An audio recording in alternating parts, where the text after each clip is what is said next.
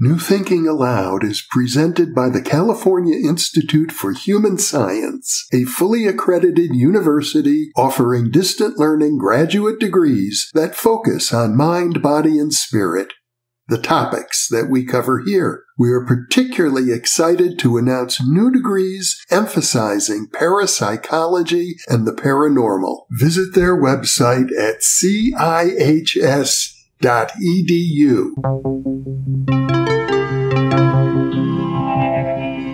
Thinking Aloud.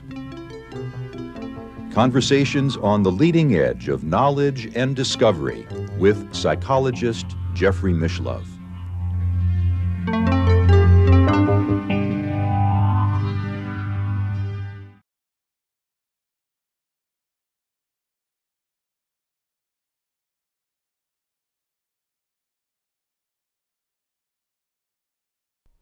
Hello, I'm Jeffrey Mishlove.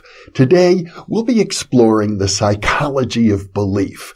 My guest is James Alcock, professor of psychology at York University in Toronto, Ontario, Canada.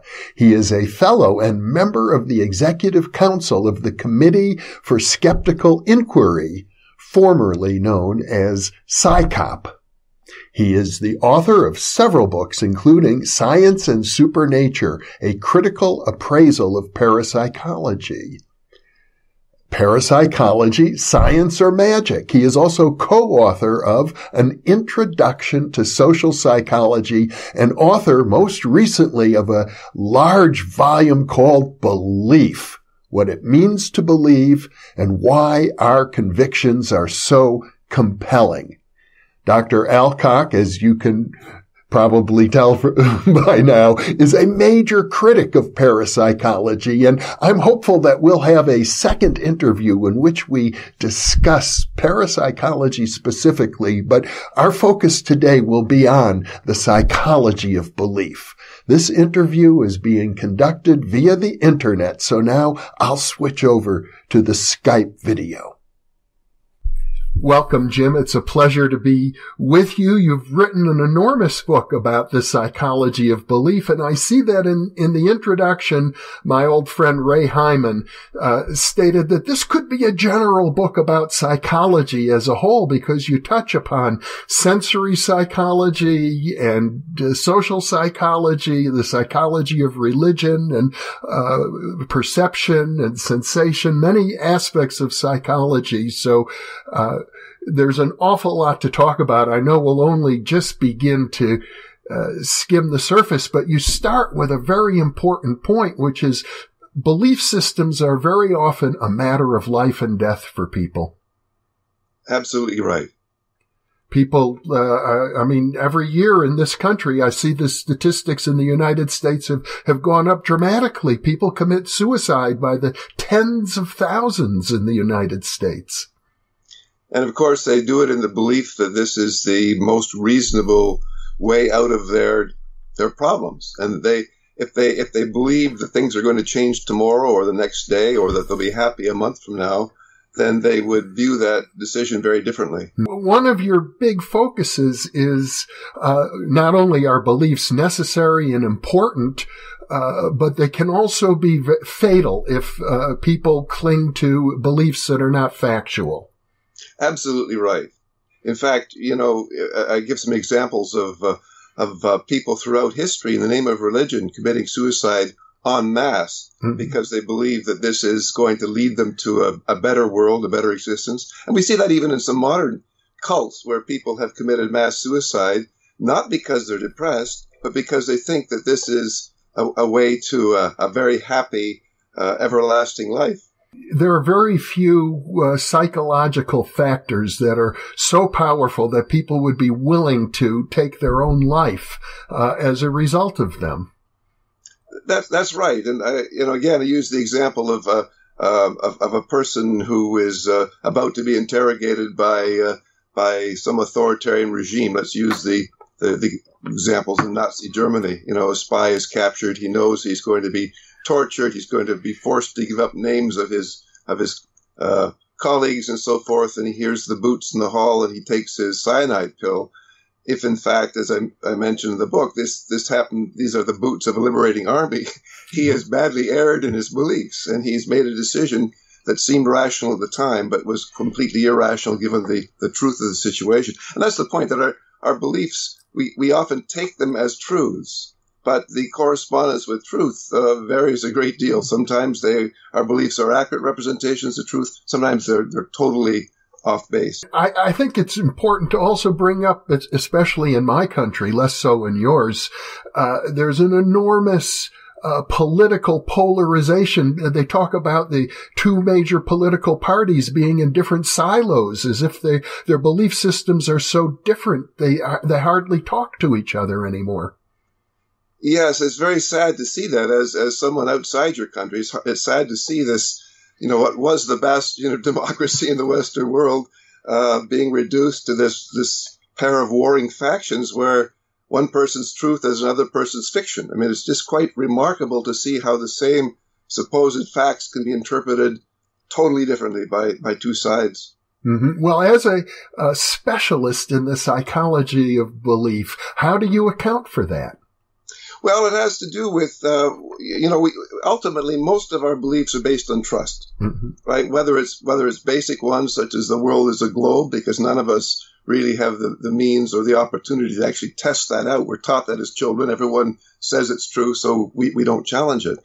But ultimately, if we look at day-to-day news reports, do we trust the person who is making the news or who is reporting the news? And I think that's where the big difference comes in. So if you were to listen, say, to reports on American politics on the Fox News network, you would be assured of truths that would be totally opposed in discussions on the CNN network. And so people tend then to gravitate to a particular source and trust that source.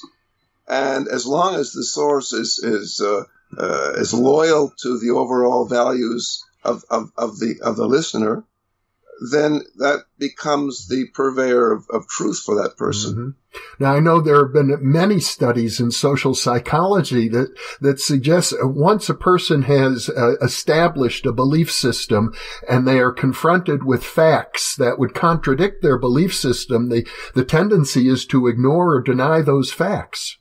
Well, that's right. We all like consistency. Mm-hmm. And one of the things I try to point out in that book, and it's always been important to me to point out, is that it's easy to defend the notion. It's easy for people to defend the notion that there are the hard-nosed rationalists and then the soft people who believe in everything. Yeah. My point is that we all have the same flaws in our thinking. We all have the same tendencies, and one can be a hard-nosed skeptic, for example, about parapsychology, and be making the same kinds of logical errors that a believer in parapsychology is making. And the skeptics sometimes don't see this in themselves. Mm-hmm. And so every one of us, I'm sure, has beliefs that are pretty shaky, but they seem like truths to us. And if someone attacks a basic belief, there's a natural tendency to want to defend it. And part of the problem is that beliefs are interconnected, mm-hmm. right? So, I mean, an easy example is something like, say, belief in Roman Catholicism.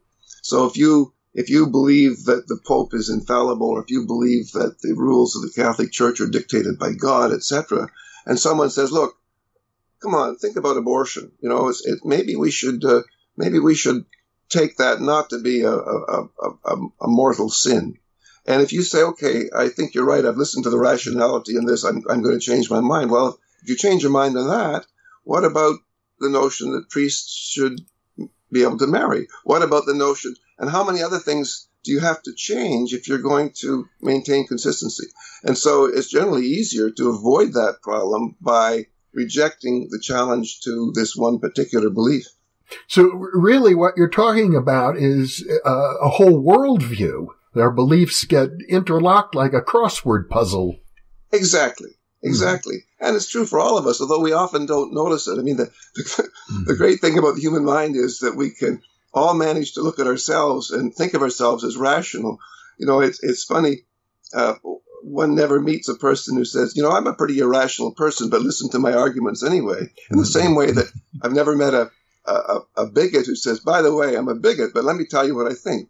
No bigot, in our view, really thinks of himself or herself as a bigot. They think of themselves as reasonable people. You point out that there are many ways in which humans are capable of self-deception. Yes.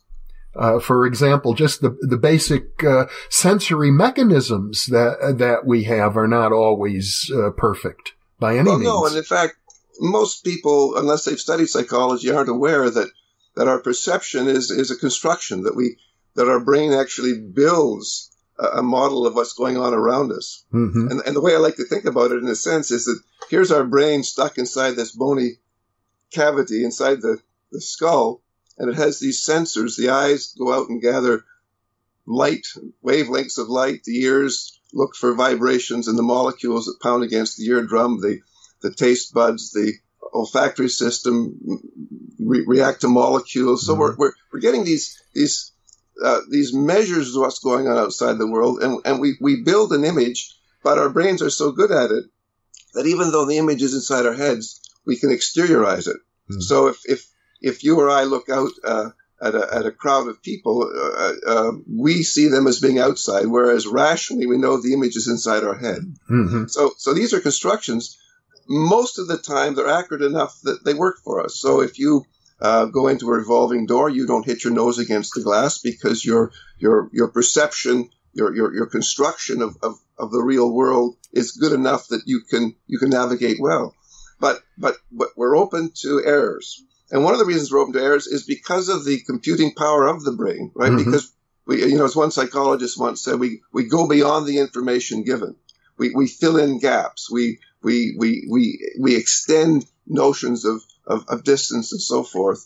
And that gives us tremendous power in navigating the world, but it also leaves us vulnerable to error. And so there are times when we can be absolutely certain that what we're seeing is what's there, and we can be absolutely wrong. Mm-hmm. Although most of the time, things work pretty well. I know in the field of neuroscience, one of the big issues is what's called the binding problem, that we've got 100 billion neurons in our brain, and they're all processing information in various sensory inputs, and somehow the brain has to make sense of all of this, and it does that, I think, by eliminating a great deal from consciousness itself. Well, that's right. And our brain, the perceptual system has to be very selective. And sometimes we can be aware of that. Mm-hmm. So, for example, excuse me, a person sitting, listening to a program on the radio isn't going to be aware of the pressure of the seat against her bottom unless one points it out. Yeah. Or if there's an air conditioner going on in the room, you won't be paying attention to that sound. But once someone points it out, you can switch your attention to it. So the brain is always making decisions about what's important, what's worth focusing on right now, because you can't focus on everything. And that again works very well most of the time. Although at times we end up not seeing things that are right in front of us, or in other situations thinking we see things that aren't there. There's a big issue in the field of psychology about memory and false memories, how memory seems to be particularly elusive. Well, yes, and again, we grow up with the experience that memory is an accurate record of what happened. So if you think about what you had for breakfast this morning, you can imagine yourself sitting down to toast and coffee and so forth. But on the other hand, if you close your eyes and try to picture that scene, you don't see your nose in front of your face. You don't see the room moving every time you move your head. What you see is a stable image, typically from above and a little bit behind, because your brain is recreating that image in the most efficient way. And that's sort of from above, and that's something you've never seen before. It's a construction. It's an invention. Mm-hmm. Again, most of the time this serves us well, but we know from studies in psychology that it's very easy in some circumstances to shift memories so that when the next time you remember something, there are elements in it that never existed, that never occurred. Mm-hmm. Now, go ahead. Sorry, because even just thinking about an event, if you were at a party a month ago and someone says, "Was Harry there?" and you say, I don't remember seeing Harry. And someone says, "Well, I'm pretty sure he was there." If you think about it enough, it's possible that a day or two from now, you'll remember Harry having been there. Mm-hmm. And I can't say for sure that would happen, but we know from psychological studies that it does happen. There's also the whole question of priming, that subtle suggestions actually affect what we think we see. Absolutely. And again, bears on this reconstruction that's involved in memory. Yeah. So you're taking various elements plus that suggestion. And even the questions, have been studies that I'm sure you're aware of where studies mimicking a courtroom situation where a lawyer asks a question in a certain way. Was the person wearing a red sweater? Well, you may not have remembered what the color was, but just the question itself may cause your memory now to shift to the point where you say, yeah, it was a red sweater. Mm-hmm. And from now on, you'll remember it having been red, even though it was blue or you didn't even notice it. In other words, your mind will recreate the memory based on, or one might even say your brain will recreate that memory based on a suggestion that was given to you, not even deliberately, but just in passing. Absolutely right. Mm-hmm.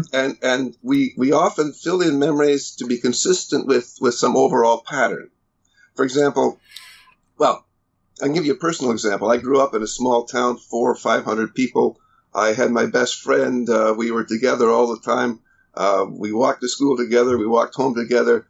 And a few years ago, I lost track of him when I left to go to university. A few years ago, we were together at a reunion in the town.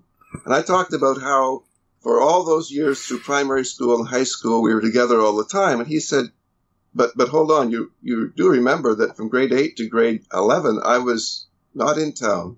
I'd moved with my parents to another town, came back for grade 12. He said, no, we were together all the time. Well, it turns out we were together in the summers, but that was shocking to me. And the only reason I mention it now is that I think all of us have these kinds of mistakes sort of ingrained into our recollections, but we don't recognize them because we rarely have the opportunity to test them out. Mm-hmm.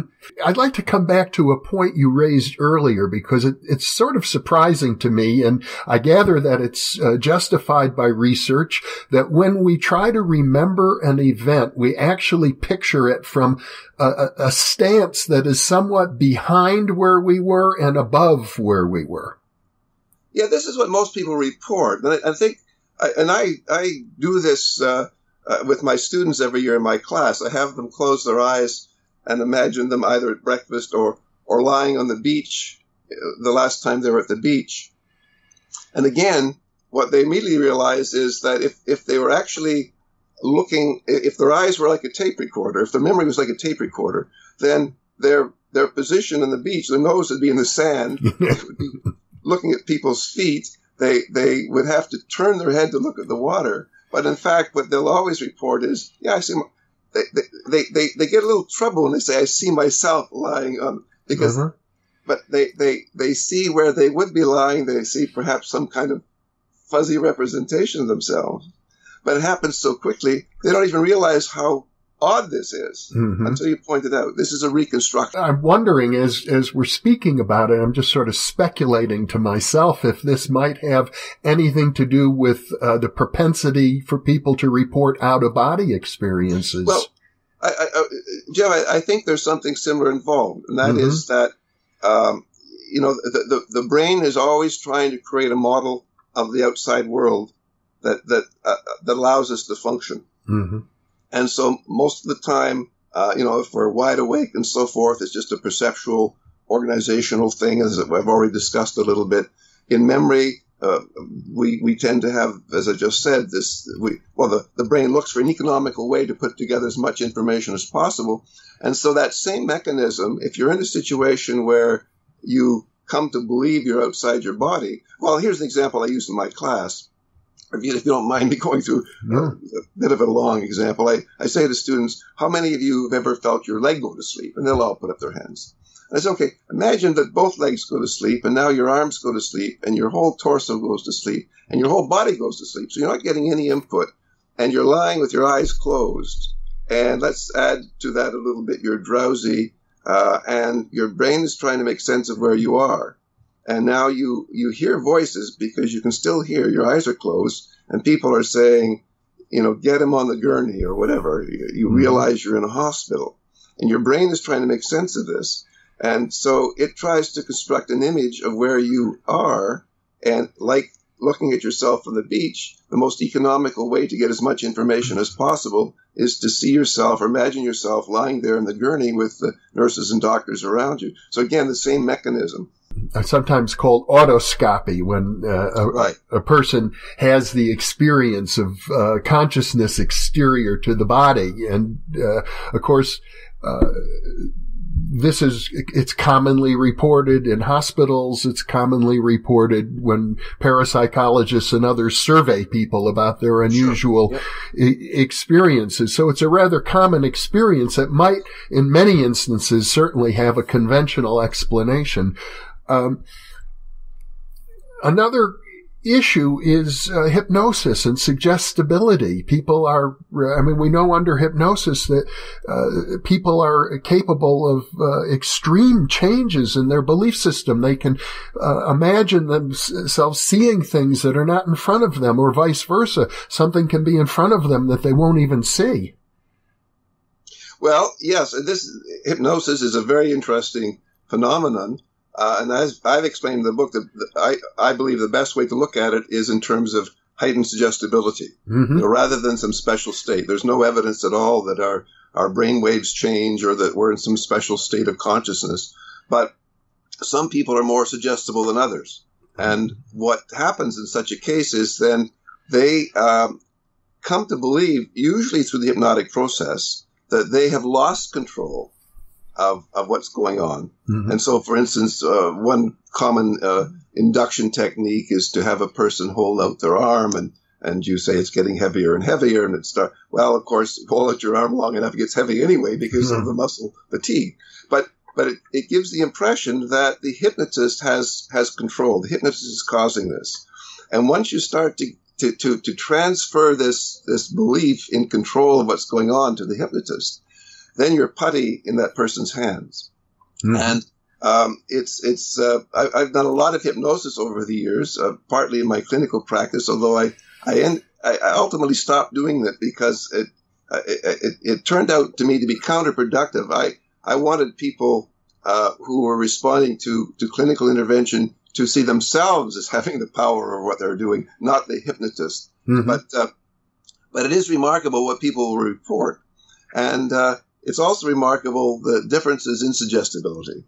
Some people are very unaffected. Some are very resistant. They're afraid because we've heard so much about hypnosis. And part of it also is what we've heard about hypnosis. People expect certain things because we've had this fed to us for so many years. The hypnotist takes over your mind, takes over your body, makes you do things. And so I see it always in terms of heightened suggestibility. And you get people in the field of criminology. That's my background partially. I have a master's degree in criminology. And when I was a student, there was the famous Son of Sam case going on in New York, where here you had a man who committed murders who believed he was being instructed to do so by a voice. That he heard. And that's not at all uncommon. It's as if some kind of internal voice has hypnotic power over an individual. Right. And I don't know the details of that particular case, but we had a case here in Canada a few years ago where a young man traveling on a bus in Western Canada at night suddenly kills the man beside him and chops off his head. And it turns out he was suffering from undiagnosed schizophrenia. But he reported that God had told him that this is an alien beside you. You've got to save the world. He's going to kill you if you don't kill him first. Well, if that's what he is hearing, even though it's a product of his own brain, if he believes this is God talking to him, if he believes this is an alien, then he's acting in an irrational manner, given that belief. In a rational manner that should make him a hero to everyone. He's saving the world. Yeah. And, of course, it's difficult for the general public to understand this. It's so much more, appealing is the wrong word, but much easier to see this person as a criminal. Maybe he has some mental problems, but he's a criminal. He killed somebody. He needs to be punished for it rather than treated for it. Now, in this particular case, this man was in confinement for quite a while. He's now out on supervised parole, I believe. But that still creates problems for some people because they can't separate sort of mental illness from criminality. Mm-hmm. But anyway, getting back to your point, he's hearing something inside his head which seems to be coming from outside. I've noticed, in fact, I used to do psychotherapy myself. As a criminology student, I was doing group therapy in San Quentin prison with murderers and sex offenders. And one of my experiences in encountering people who have psychotic delusions is that there's no possibility of challenging those delusions from a rational perspective. They just dig in and defend them all the more strongly. Yes, and I think they're acting in a way that we would act with our beliefs. Yeah. I mean, if someone tried to challenge the belief that the world is a globe or that there are people living inside the earth, you'd defend, you'd argue very strongly against that. And they're doing the same. It's just that they have beliefs that to us appear bizarre. I guess it's fair to say that at the extreme, you do get cases of psychosis where people have these really, well, I'll just call them bizarre. They seem untenable, but they're certainly bizarre. They cross the boggle threshold, so that most people, including myself, simply cannot go there and accept that belief. But for those people, that belief is an absolute certainty. Well, yes, and it's, again, based on what they take to be a direct experience of the outside world. Yeah. On occasion, it's going to be true that beliefs that cross the boggle threshold might be true. That's always possible. But that's a problem that society has, right? Because across the centuries, most beliefs that have been of that nature have proven to be untrue. Yeah. But occasionally there have been look at the history of science itself. Beliefs by one or two people who seem to be scientific oddballs, in some cases, have proven to be prescient, have now become part of modern science. But most of the time, that doesn't happen. When we think about memory and perception, there's been a big controversy in psychology about false memories that get actually implanted by therapists who, I assume these therapists think they're doing a good job, but it normally has to do with people who are under hypnosis, who under hypnosis recover what they believe are memories of childhood sexual assault. And there's an enormous controversy as to whether or not these assaults actually occurred. There's no need for such controversy because we know the mechanisms that can produce these false memories. Mm-hmm. And, I've done a lot of court testimony in cases like this, just simply talking about memory. Mm. And one of the things that I remember, one of the things that occurred in one trial was that the therapist was called to the stand, and the lawyer examining her asked her, how many cases of false memory, not false memory, how many cases of childhood sexual abuse, recovered memories that she dealt with? And she said, oh, many, many. He said, of your caseload, how many at present are in the process of recovering memories? And she said, well, almost all of them. And he said, then how many of them were referred to you because of suspicions of sexual abuse? And she said, oh, none. He said, well, what were they referred to? Well, one person wanted to stop smoking, another person wanted to lose weight, another person was unhappy with her husband. They all had no notion at all, no suspicion of ever having been sexually abused. And then you get into this process. What is the process? And I've talked to some women who have had these, quote, memories produced and ultimately have come to disbelieve them. But the process is pretty clear. You've got a therapist who believes that childhood sexual abuse is an endemic problem, that many people with all sorts of other ailments, whether it's overweight or smoking or whatever, these are just manifestations of this suppressed memory of child abuse. And so they start to look for it. And they look for it through things such as hypnosis, which we know will produce all kinds of memories that are based on suggestion, as well as so-called guided imagery, right? Where in one case, a person might cut out pictures from a magazine and let them fall on the floor and make stories out of them. People, mothers, fathers, etc., etc. And so typically then what happens is someone, the suggestion is made of sexual abuse, and the client gets very upset. No one ever abused me. Well, now you're assured that this is a typical reaction when you're touching on a repressed memory. This is taken as evidence that there's something there. And the therapist, in all good faith, believing that she or he is doing the right thing, now starts to overcome the normal reality testing of the individual. Yes, you think your father never could have done this. That's because this happened, and you're trying, your unconscious mind is trying to protect you from the truth.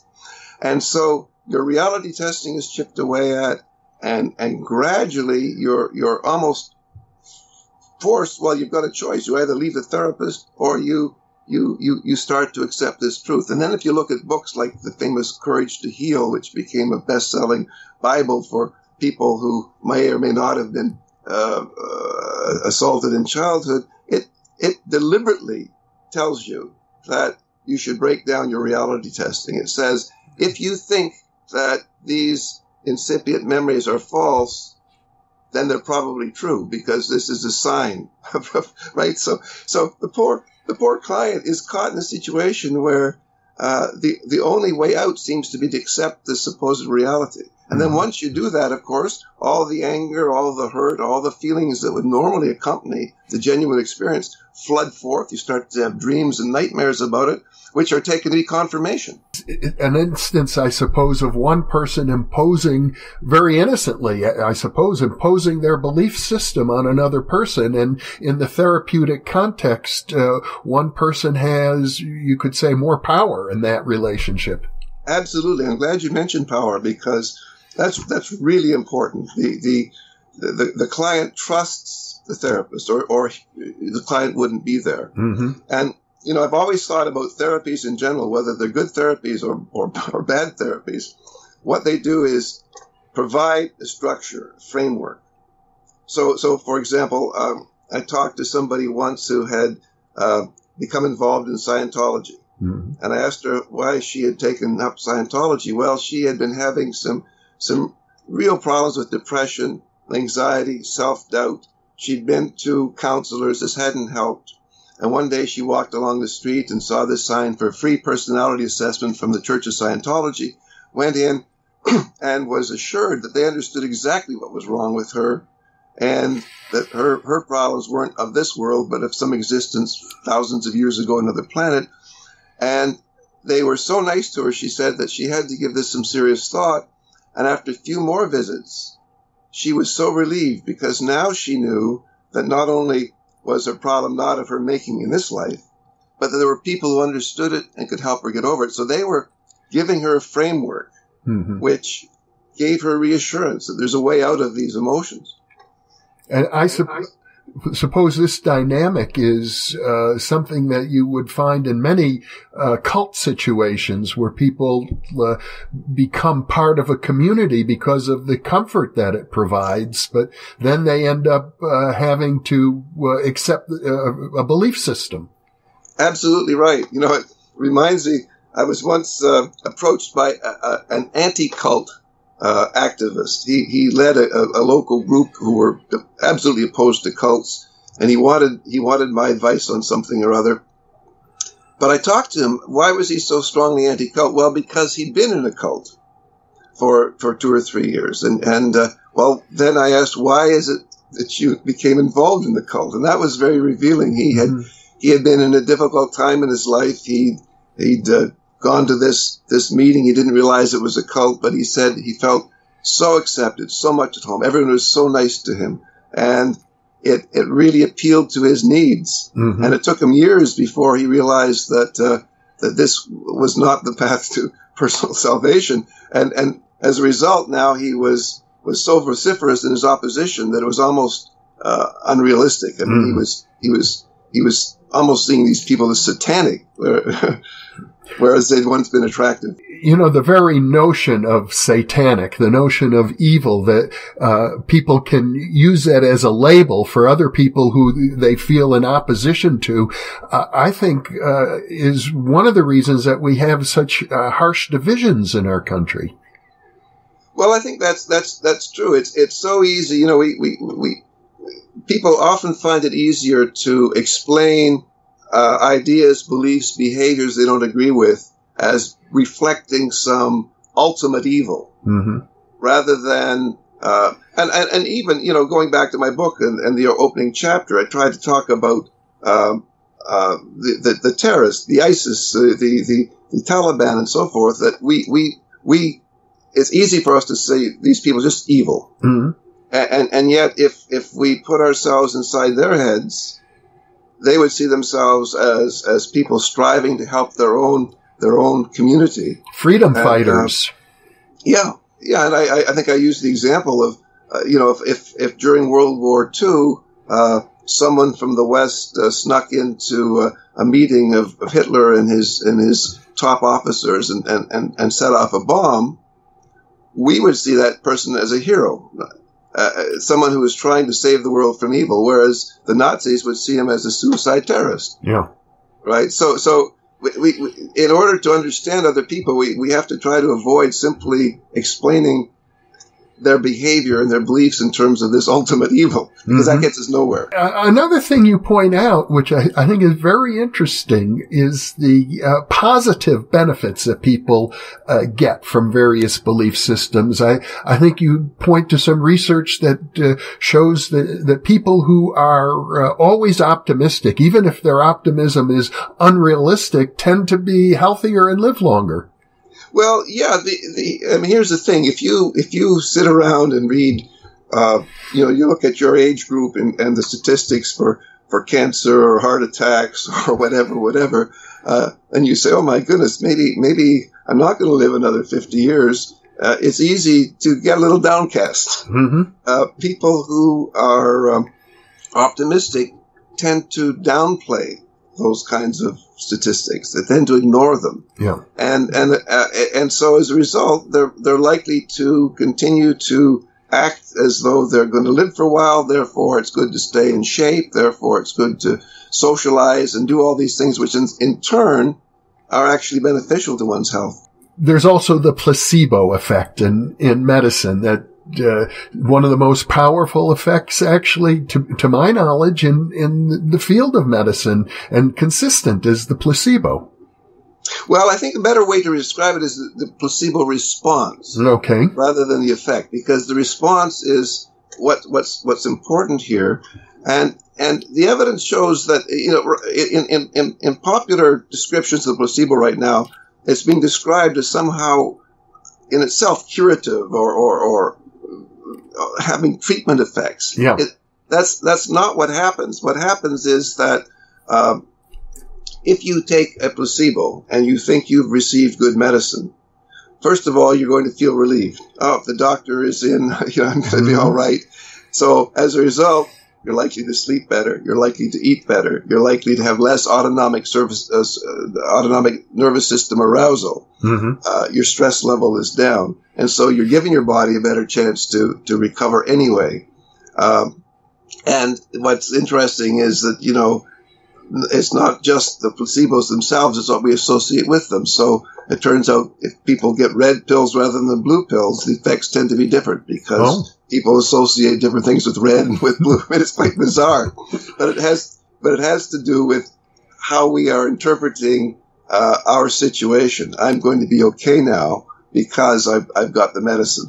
Are you suggesting that the belief system is or is not involved? It seems there's a little ambiguity there. No, it certainly is involved. Yeah. Right. If someone came along and perform some kind of ritual that doesn't fit within your belief system about how medicine works. I mean, if someone came along and shook a prayer rag above you or a medicine rattle from some indigenous group, you'd say, well, get away from me. I don't like that noise. Yeah. But if you grew up in that indigenous group and associated that rattle with healing, then you're likely to experience a placebo effect. So beliefs are extremely important. And I would imagine suggestibility also comes into play. Oh, absolutely. Absolutely. And again, you can take some people who are very cynical about everything, and as a result, are not very suggestible. Others, at the other end of the extreme, very suggestible. And so the more suggestible you are, the more likely it is that you will have a belief that says, okay, I'm going to be all right now. And you can think about it just in terms of general stress levels. If you're shaking because someone has told you there's a gunman just outside your door, and you're shaking and your heart is pounding 1,000 times a minute, and then the police come in and say it's okay, he's gone. Right away, your heart slows down. You feel better. Well, in a sense, it's your beliefs that are changing your autonomic response. You believe there's no danger, whereas a moment ago you believed there was danger. Well, that's very interesting because it sort of points to the whole question of the mind-body interface, how our belief systems actually affect our physiology. Oh, absolutely. And again, one of the most important elements of that is this autonomic nervous system response. And if you were to hook up a monitor to monitor your heart rate, and then think about certain things, you could change your heart rate simply by imagining a very gory scene where someone is covered in blood, et cetera, et cetera, et cetera. Or on the other hand, you think about something very relaxing. And of course, this is the whole basis of meditation and so forth. In some meditation forms, the idea is try not to think about anything. In other people, try to think of a pleasant scene. But in either case, what they're doing is trying to reduce the arousal of the autonomic nervous system so that the parasympathetic system associated with relaxation becomes dominant.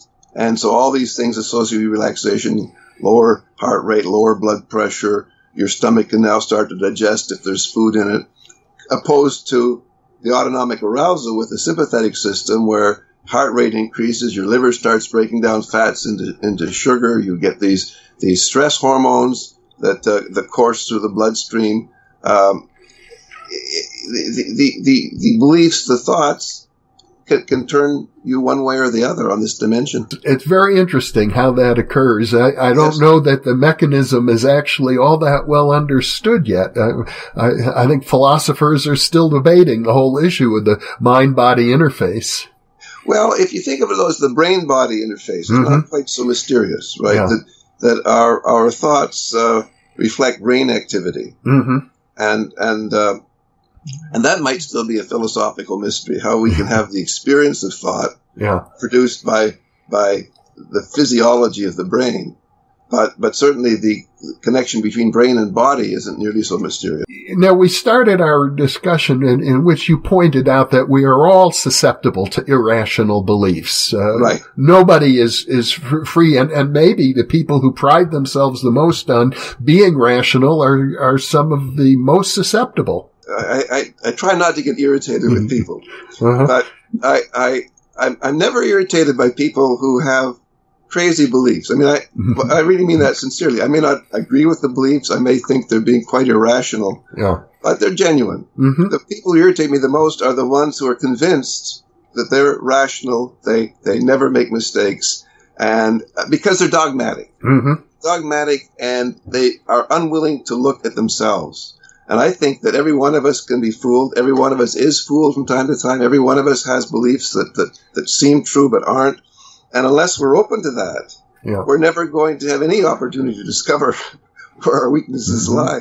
You conclude your book by listing a number of strategies that we can all use to help examine ourselves to see where we might be caught up in a self-deception. Yes, and one of the most important notions is that, if we just simply ask ourselves, how do I know this? How do I know this? I mean, I do that myself, and sometimes I'm embarrassed. No one else knows I'm asking this, so I'm not embarrassed publicly, but embarrassed inside my head because I think I have a very strong belief about this, but I don't really have any evidence. And this can certainly be the case when it comes to evaluating people or politicians. So I'll ask my students, in the Canadian context, I'll mention a Canadian politician that most students don't like, and I'll say, okay, why don't you like this person? And they'll say, well, policies. What policies? Press them, they can't come up with anything. And they express surprise. They don't really have a way of defending this. It's a kind of a gut reaction. But just recognizing that you're reacting to your intuition rather than, but trying to persuade yourself it's based on fact is a step forward. Yeah. And I suppose we're all forced to kind of trust various information sources. It's very rare that a person can do all the original research themselves to get to the bottom of any question at all. That's absolutely right. And especially in this incredibly rapidly changing world of ours where things that seem possible or seemed impossible 10 years ago are possible now. And so it's really hard to be able to evaluate on your own many statements about even, take something like autonomous vehicles, right? I mean, 10 years ago, I think everyone would have said, oh, that's not going to happen for a century. Well, now they're right around the corner. But how do I know they're around the corner? People are telling me that, right? Yeah. I have no way of evaluating that. Mm-hmm. So we're always left, and so we have to try to make the best effort to evaluate our sources. Mm-hmm. And I think the wise person will try to find different perspectives, whereas the person who's less wise tends to go with, take this example. You'll see every now and then articles that cell phones cause cancer. Yeah. And I've had this discussion not too long ago with somebody. I point out that if you look carefully at the evidence, there's, first of all, from the point of view of theoretical physics, this seems extremely unlikely because the kind of radiation that cell phones put out is non-ionizing. It is not going to cause cancer. Secondly, large studies find no effect. But if people don't look at those studies, or more importantly, if they resist them because they've already made up their mind, this new technology, these cell phones, is going to fry us all. Yeah. And then they're left with beliefs that they think are based in fact, and they're not. I think we always have to try to look at different perspectives. We learn more from the differences that we see, that rather than basing ourselves on one steady stream from one source. The cell phone cancer debate will probably go on for many, many years. And as I recall, the cigarette cancer debate took decades. Yes. And the thing as well about the microwave debate, right? Yeah. I don't hear anyone being frightened around the microwave anymore. But for a long time, you could buy microwave detectors because maybe your microwave oven is and I think the history of technology has been like this, that every new introduction produces some fear, and especially when it's things you can't see, such as microwaves or radio waves or whatever. And so but it's also something that kids growing up with cell phones are not going to be worried about. A 10-year-old has a phone today. By the time she is 40, she's not going to say, is this hurting me? I'm 40 years old. I've had it close to my body for all these years. I'm still here. So I think the fear will diminish. But then there'll be some new technology that will produce some new fear. But for many questions like this, health issues or safety issues, you're going to have experts on both sides arguing for their position. So the average consumer has to make a decision who they trust. That's right. But again, I think that's the case with most of our beliefs. I mean, again, get back to politics. Any report that you see on television, do you trust the journalist who made the report? Because you can easily find some other journalist who will have a totally different interpretation. And so we all, I mean, I know I do this. I have my trusted news sources. I don't think they're infallible, but I trust them. And there are some news sources I do not trust at all. And maybe I'm kidding myself, but I have to try to, from time to time, sort of run a check on that and say, hold on, am I being too too easily persuaded by my favorite news sources. Pretty much we're all in that position these days, yes. Especially in our country where you have, one group of people saying the press is the enemy of the people and the other group saying, no, the press are the heroes of, right. Yes. of the people. And, Personally, I have a cousin who's a professor of journalism, and I know that the thousands of people who are practicing journalism are by and large dedicated to reporting the truth as best they can. Yes. Yes. So, for me, I tend to trust them, but I get viewers who say, you're a fool if you trust the media and you don't realize they're all controlled by cartels. And well, I recently gave a talk on propaganda, and one of the things that I discovered was that Hitler in his book Mein Kampf has a whole chapter on propaganda. And one of the things he points out is that for propaganda to work well, the first thing you've got to do is discredit the press. We talked about the Lugan press, the lying press. Yeah. And that's kind of, and Hitler wasn't the only one who had this notion. Other propagandists did as well. But I think that's somehow there's more than just belief involved. There's principle. And if we have the principle that a free press is important to democracy, then it seems to me, at least from my belief system, that when someone starts attacking the press, that itself is a danger signal, regardless of anything else. And I can well imagine that from the perspective of those people, the general mill of the population who trust the press are like sheep being led to the slaughter. Right. Yes. Yeah. So I suppose the bottom line in all of this is, beliefs, you started out by saying beliefs are all based on trust.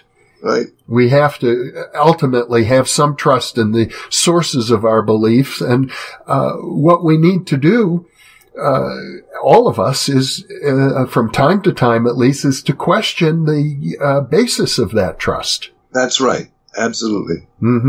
Well, James Alcock, it's been a pleasure having this discussion with you. Thank you so much for sharing this time with me.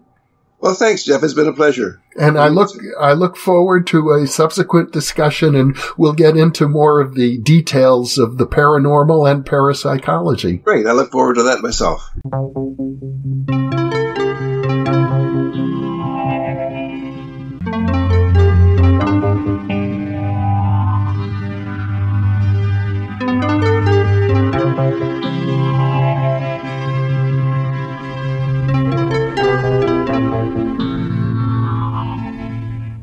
Book 3 in the new Thinking Aloud dialogue series is UFOs and UAP, Are We Really Alone?